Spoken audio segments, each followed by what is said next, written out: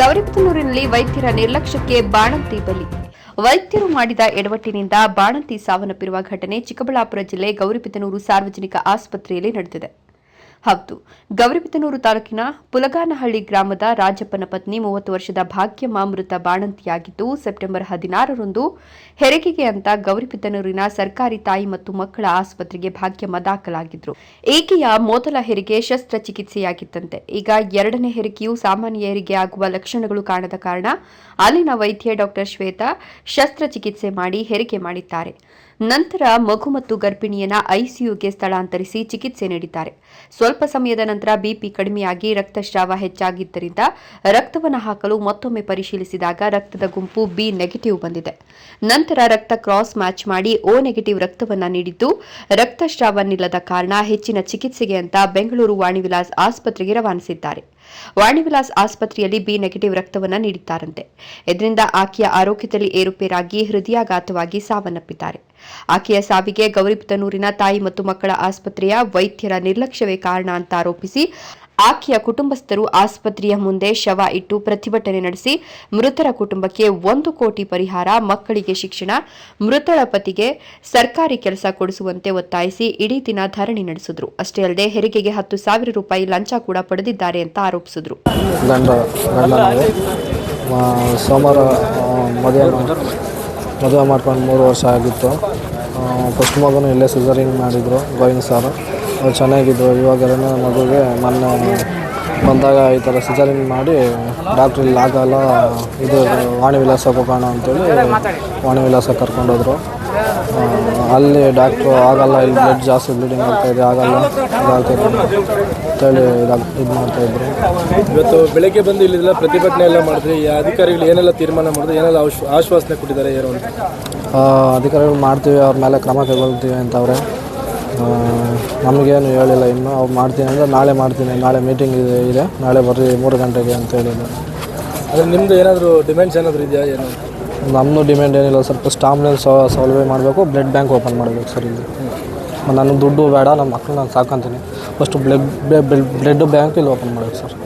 ದುಡ್ಡೇ ಬೇಡ ನನಗೆ ಬರೋ ದುಡ್ಡು ಬೇಕಾದ್ರೆ ಇಲ್ಲೇ ಕೊಟ್ಬಿಡ್ತೀನಿ. ಬ್ಲಡ್ ಬ್ಯಾಂಕ್ ಓಪನ್ ಮಾಡಬೇಕು ಸರ್ ಫಸ್ಟ್. ಆಂಬುಲೆನ್ಸ್ ಸೌಲಭ್ಯ ನನಗೆ ಆ ದುಡ್ಡೇ ಬೇಡ, ನಮ್ಮ ಮಕ್ಕಳು ನಾನು ಸಾಕೊಂತೀನಿ. ಇಲ್ಲಿ ಆಪ್ರೇಷನ್ಗೆ ಬಂದಾಗ ಅಮೌಂಟ್ ಏನಾದರೂ ಇಸ್ಕೊಂಡಿದ್ರೆ ನಿಮ್ಮ ಹತ್ರ ಏನು ಸರ್? ಆಪ್ರೇಷನ್ ಆದಮೇಲೆ ಇಸ್ಕೊಂಡಿದ್ದೆ ಸರ್. ಎಷ್ಟು ಇಸ್ಕೊಂಡಿದ್ರು?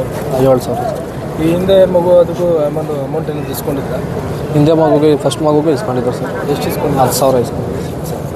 ಒಟ್ಟಿನಲ್ಲಿ ನೀವು ಅಮೌಂಟು ಎಲ್ಲ ಕೊಟ್ಟಾದ್ಮೇಲೆ ನಿಮಗೆ ಮಗು ತೋರಿಸಿದ್ರೆ ಅವರು? ಇಲ್ಲ ಸರ್, ಮಗು ತೋರಿಸಿದ್ಮೇಲೆ ಚೆನ್ನಾಗಿದ್ದಾರೆ ಅಂತೇಳಿ ಒಳಗಡೆ ಕರೆದು ಫೀಸ್ ಕೊಡಪ್ಪ ಅಂತ ಕೇಳಿ ಇಸ್ಕೊಂಡಿದ್ದೆ ಸರ್. ಹಿಂಗೆ ಡಿಮ್ಯಾಂಡ್ಸ್ ಏನಿಲ್ಲ ಸರ್. ಫಸ್ಟ್ ಇಂಪಾರ್ಟೆಂಟು ಹಳ್ಳಿ ಬ್ಲಡ್ ಡಾಕ್ಟ್ರು, ಇದು ಹಳ್ಳಿ ಬ್ಲಡ್ ಡಾಕ್ಟ್ರು. ಆಮೇಲೆ ಎರಡನೇದು ಇದು ಫಸ್ಟು ರಕ್ತ ಕೊಡೋದ್ರಲ್ಲಿ ಪರ್ಪಾಟ್ ಮಾಡಿಬಿಟ್ಟು ಪ್ರಾಣ ಕಳೆದುಬಿಟ್ಟಿದ್ದಾರೆ. ಮೇನ್ ನಮ್ಗೇನು ಬೇಕು, ಫಸ್ಟು ಅವರು ಸಸ್ಪೆಂಡ್ ಆಗಬೇಕೆಲ್ಲ, ಹಳ್ಳಿ ಇಲ್ಲ ಇವರಾಗಬೇಕು. ಎರಡನೇದು ನಮ್ಗೆ ಪರಿಹಾರ ಇದು ಡಿಕ್ಲೇರ್ ಆಗಬೇಕು ಸರ್. ಈ ವೇಳೆ ಗೌರಿಬಿದನೂರು ಪೊಲೀಸರು ಮಧ್ಯಸ್ಥಿಕೆ ವಹಿಸಿ ಪರಿಸ್ಥಿತಿ ತಿಳಿಗೊಳಿಸಲು ಹರಸಾಹಸಪಟ್ಟರು. ಈ ಸಂದರ್ಭದಲ್ಲಿ ಆರೋಗ್ಯ ಇಲಾಖೆ ಅಧಿಕಾರಿಗಳು ಸ್ಥಳಕ್ಕೆ ಬಂದು ಕುಟುಂಬಸ್ಥರಿಗೆ ಮನವೊಲಿಸಿ ಹಲವು ಭರವಸೆಗಳನ್ನು ನೀಡಿದ ಬಳಿಕ ಮೃತಳ ಅಂತ್ಯ ಸಂಸ್ಕಾರವನ್ನು ಪುಲಗಾನಹಳ್ಳಿಯಲ್ಲಿ ನೆರವೇರಿಸಲಾಯಿತು. ಕೆಲವು ರೇರ್ ಗ್ರೂಪ್ಸ್ ಅಂತ ಇರ್ತವೆ, ಬಟ್ 2 ಸರಿನೂ ಮಾಡಿದಾರ ಅನ್ನೋದು ಕನ್ಫರ್ಮ್ ಮಾಡ್ಕೋಬೇಕು. 2 ಸರಿನೂ ಮಾಡಿ ಅದು ರೆಕಾರ್ಡ್ ಆಗಿದ್ದರೆ, ಇಲ್ಲಿ ನೆಗೆಟಿವ್ ಇದ್ದರೆ ತಪ್ಪೇ, ಗ್ಯಾರಂಟಿ ಅದು ನೆಗ್ಲಿಜೆನ್ಸ್ ಆಗಿದೆ ಅಂತ ಅನ್ಸುತ್ತೆ. ಅದು ಆ ಥರ ಮಾಡಿದರೆ ಅದನ್ನು ಕನ್ಫರ್ಮ್ ಮಾಡ್ಕೊಳ್ಳೋಕ್ಕೆ ಅಲ್ಲಿ ಮಾಡಿದಾರ ಇಲ್ಲ ಅನ್ನೋದು ಕನ್ಫರ್ಮ್ ಮಾಡ್ಕೋಬೇಕು. ಇಲ್ಲಿ ಮುಖ್ಯವಾಗಿ ಇಂಪಾರ್ಟೆಂಟು ಆ ಮಹಿಳೆಗೆ ಬಿ ಪಾಸಿಟಿವ್ ಡಾಕ್ಯುಮೆಂಟ್ ಇತ್ತು ಅನ್ಕೊಂಡು, ಇಲ್ಲಿ ಪ್ರಾಕ್ಟಿಕಲ್ ಆಗಿ ಚೆಕ್ ಮಾಡಿದ್ರೆ ನೆಗೆಟಿವ್ ಇತ್ತು ಅನ್ಕೊಂಡು ನೀವು ಅವರಿಗೆ ರಕ್ತ ಹಾಕಿದ್ದೀರಾ? ಇಲ್ಲ, ಆ ಗುಂಪು ಯಾವುದೂ ಹಾಕಿಲ್ಲ. ಓ ನೆಗೆಟಿವ್ ಹಾಕಿದ್ದಾರೆ. ಹೌದು. ಏನಾಗಿಲ್ಲ. ಒಂದೇ ಒಂದಿತ್ತು, ಜಾಸ್ತಿ ಬೇಕಿತ್ತು. ಇನ್ನು ಓ ನೆಗೆಟಿವ್ನೇ ಇನ್ನೂ ಜಾಸ್ತಿ ಇದ್ದಿದ್ರು ಇಲ್ಲೇ ಇದು ಮಾಡ್ಕೋಬೋದಿತ್ತು ಅಂತ ಅವ್ರು ಡಾಕ್ಟರ್ಸ್ ಹೇಳ್ತಿದ್ದಾರೆ. ಬಟ್ ಅದೇ ಕಾರಣದಿಂದನೇ ಆಗಿದೆಯಾ, PPH ಆಗಿದೆಯಾ, ಅಥವಾ ಬೇರೆ ಇನ್ನೇನಾದ್ರು ಉಸಿರಾಟ ತೊಂದರೆ ಇದು ಅಂತ ಹೇಳ್ತಿದ್ದಾರೆ, ಅದರಿಂದ ಆಗಿದೆಯಾ, ಅದು ಎನ್ಕ್ವೈರಿ ಪ್ಲಸ್ ಪೋಸ್ಟ್ ಮಾರ್ಟಮ್ ರಿಪೋರ್ಟಲ್ಲಿ ಗೊತ್ತಾಗುತ್ತೆ. ಬಟ್ ಬ್ಲಡ್ ಅಂತ ಏನೋ ಡೆತ್ ಆಗಿಲ್ಲ ಅಂತ ಅನಿಸ್ತಾ ಇದೆ ಈಗ ಸದ್ಯಕ್ಕೆ. ಹೌದೌದು. ಇದು ಎಲ್ಲ ಹೆರಿಗೆಗಳಲ್ಲೂ ಸೆಕೆಂಡ್ ಟೈಮ್ ಆದಾಗ ಅಥವಾ ಬಿಗ್ ಬೇಬಿ ಇದ್ದಾಗ ಪಾಲಿಹೈಡ್ರಮ್ನೆಸ್ ಅಂತೀವಿ. ಸೊ PPH ಆಗೋ ಚಾನ್ಸಸ್ ಅಂದರೆ ಪೋಸ್ಟ್ ಮಾರ್ಟಮ್ ಹೆಮರೇಜ್ ಅಂತೀವಿ, ರಕ್ತಸ್ರಾವ ಆಗುವಂಥದ್ದು. ಮತ್ತು ಅನೇಕ ಗರ್ಭಿಣಿಯರು ಡೆತ್ಸ್ ಆಗಿರೋ ಇದರಲ್ಲಿ ಮೊದಲನೇ ಕಾರಣ PPH. ಸೊ ಅದು ರಾಜ್ಯದಲ್ಲಿ ಎಲ್ಲ ಕಡೆನೂ ಆಗ್ತಾ ಇದೆ. ಅದು ಇಷ್ಟು ಪರ್ಸೆಂಟೇಜ್ ಅಂತ ಇರ್ತದೆ, ಅದಾಗಿದೆ. ಬಟ್ ಪ್ರಿವೆನ್ಷನ್ ಮಾಡಬೇಕು, ಮುಂಚೆನೇ ಅದಕ್ಕೆ ಎಚ್ಚರ ತಗೊಂಡು. ಸಿಸೇರಿಯನ್ ಮಾಡುವಾಗ ಸಮರ್ಪಕ ಎಷ್ಟು ಬೇಕಷ್ಟು ರಕ್ತ ಸ್ಟಾಕ್ ಇಟ್ಕೊಳ್ಳದೆ ಮಾಡಿ ತಪ್ಪಲ್ಲ. ಅದು ಬಿ ಪಾಸಿಟಿವ್ ಇದೆ ಅಂದ್ಬಿಟ್ಟು ತಗೊಂಡಿದ್ದಾರೆ ಇವರು, ಬಿ ಪಾಸಿಟಿವ್ ಅಂತ. ಸೊ ಬಿ ನೆಗೆಟಿವ್ ಬಂದಿರೋದ್ರಿಂದ ಮಿಸ್ಟೇಕ್ ಆಯಿತು. ಬಟ್ ಆಫ್ಟರ್ ಸಿಸೇರಿಯನ್ ಹೋಗ್ತಿರೋದಾಗ ಇಲ್ಲಾದ್ರೂ ಒಂದ್ಸರಿ ಚೆಕ್ ಮಾಡಬೇಕಿತ್ತು ಗ್ರೂಪ್ನ ಅಂತ ಕೇಳಿ. ಅದು ಬೇರೆ ಬ್ಲಡ್ ಟೆಸ್ಟ್ ಜೊತೆಗೆ ಮಾಡ್ಕೋಬೋದಿತ್ತು, ಮೊದಲೇ ಮಾಡಿಕೊಂಡು ಕನ್ಫರ್ಮ್ ಮಾಡ್ಬೋದಿತ್ತು.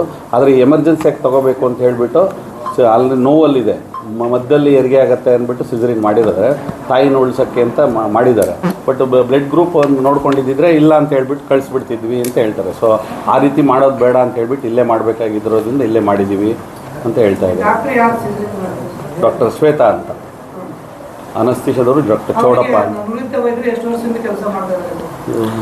4 ವರ್ಷದಿಂದ ಕೆಲಸ ಮಾಡ್ತಾರೆ. ಈ ಆಸ್ಪತ್ರೆಯಲ್ಲಿ ಒಟ್ಟು ಸರ್ವಿಸ್ 4 ವರ್ಷ. ಬಟ್ ನಿಮ್ಮ ಗಮನಕ್ಕೆ ಈ ವಿಚಾರ ತೆಗೆದ್ರೆ ಸರ್ ಏನು ಈಗ ಈ ತರ ಬ್ಲಡ್ ಕೊರತೆ ಇದ್ರು ನಾವು ಸಿಸೇರಿಯನ್ ಮಾಡ್ತಾ ಇದೀವಿ ಅಂತ ಈ ವಿಚಾರ ನಿಮ್ಮ ಗಮನಕ್ಕೆ ತಂದಿದ್ರಾ?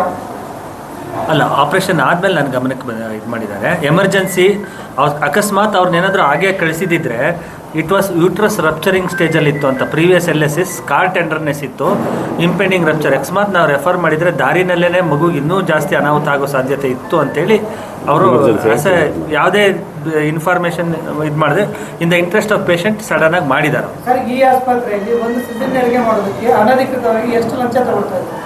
ಯಾವುದೇ ಥರದ ಈ ಪೇಷಂಟ್ಸ್ ಇಂದ 10,000 ರೂಪಾಯಿ ಲಂಚ ತಗೊಂಡಿದ್ದಾರೆ ಅಂತ ಅವ್ರು ಹೇಳ್ತಾ ಇದ್ದಾರೆ. ಸುಳ್ಳು. ಇಲ್ಲೇ ನೋಡಿ, ಯಾರು ಹೇಳಿದ್ರು? ಹೇಳಿ, ಅವ್ರ ತಂದೆ ಯಾರು? ಸುಳ್ಳು.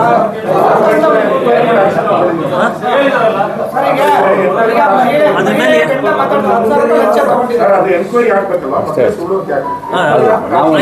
ಆರೋಪ ಮಾಡ್ತಾ ಇದ್ದಾರೆ.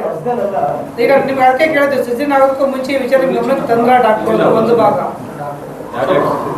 ಇನ್ನೊಂದು ಭಾಗ 10,000 ರೂಪಾಯಿ ಲಂಚ ಕೊಟ್ಟು ಲಂಚ ತೆಗೆದುಕೊಂಡು ಮಾಡಿದ್ದಾರೆ ಅಂತ ಅವ್ರ ಆರೋಪ. ಯಾರು ನೇರವಾಗಿ ಸತ್ತಂತ ಮಹಿಳೆಯ ಗಂಡನೇ ಹೇಳ್ತಾ ಇದ್ದಾರೆ.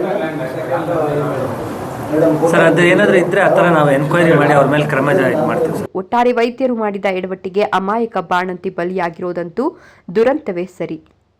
Jangalahalli Ashwath, Power News 1, Chikkaballapur.